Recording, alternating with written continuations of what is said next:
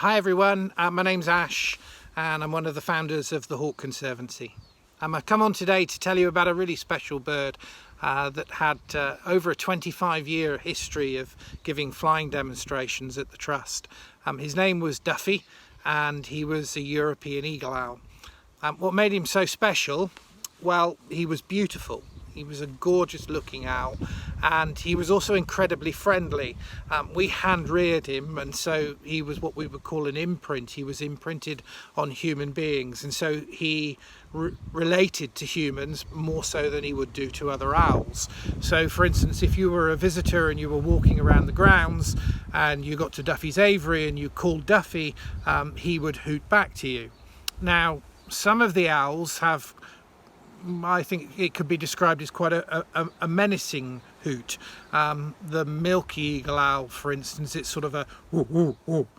And it's not necessarily an appealing sound, whereas if you hooted at Duffy or you called to Duffy, then Duffy would go woo and hoot back to you, and it was just lovely. And so children would sit for hours at his aviary just hooting backwards and forwards to him.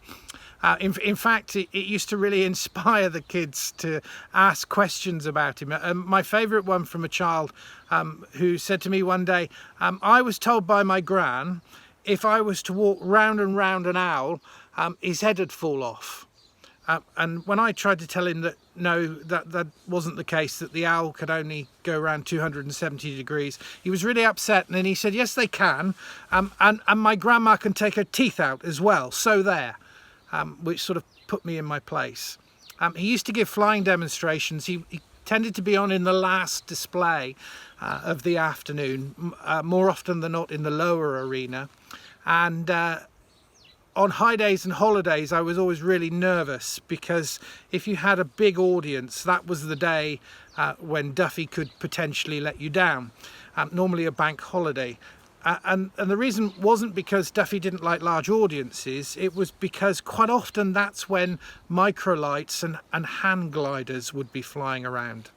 And if Duffy saw a hand glider, he was just terrified. I think he thought that perhaps it was a giant eagle that had grabbed that man and taken him up.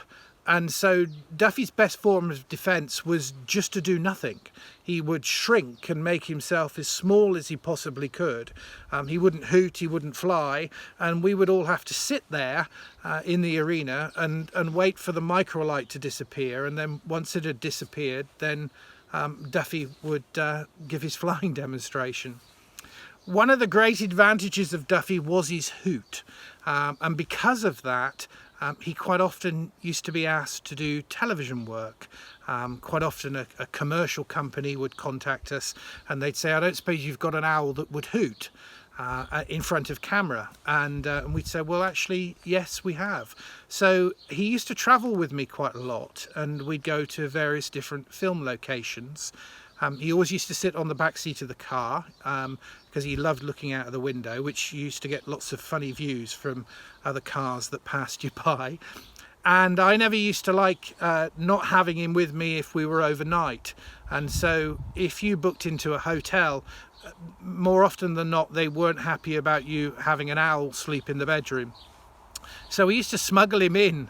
And when no one was looking, you'd take him in, and then he used to sleep in the ensuite.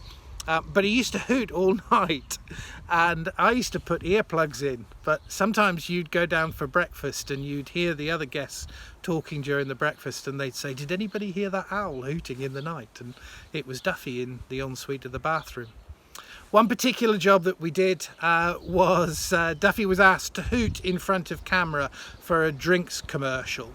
And so we travelled up to London, to Shepperton Studios, and I spoke to the director and he said, will he hoot? And I said, yes, he will. If I ask Duffy, Duffy will hoot back to me. And so the director was really pleased. I said, you've just got to be careful that nothing frightens him, because he doesn't like things like microlights and that sort of thing. So the whole set was staged and Duffy was ready and in place and he was hooting away, and the director said, and action, and a man came over with a clapperboard and put the clapperboard down in front of Duffy's beak, and Duffy wouldn't hoot. And so the whole filming stopped, and the director said, "Why won't he hoot?" And I said, "Well, because your clapper man has just scared him, so he doesn't like him, so he won't hoot because he doesn't feel relaxed." And the director said, "What are we going to do?" I said, "Well, you will have to get the clapper man to leave." So the clapperboard man was asked to leave the studio, and Duffy just stared at the door that he'd gone through. So I said, "Well, it's not good enough. Duffy thinks he's hiding behind that door. We need to see the man actually leave, like the microlight going off into the distance." So we went out into the car park, and the man with a clapperboard got on a push bike and cycled down the road, and Duffy watched him, and when he'd gone out of view, Duffy looked at me, the director, and went, "Hoo!" And there you have it. We got the job. Duffy hooted and everybody went home happy. So I have lots of really special memories, and I'm sure you do. Perhaps you were a tree. Duffy used to show how he could bring his wings in and fly through the trees, and we used to ask for volunteers. So perhaps you were one of the trees that stood there when Duffy flew through, or you may have been one of the lucky ones that had a go at flying him because Duffy was around when we did our first experience days. So a really special bird, like lots of other birds at the Hawk Conservancy. They bring back wonderful memories. So thank you for listening. Stay well and keep thinking of the trust. We really appreciate your support.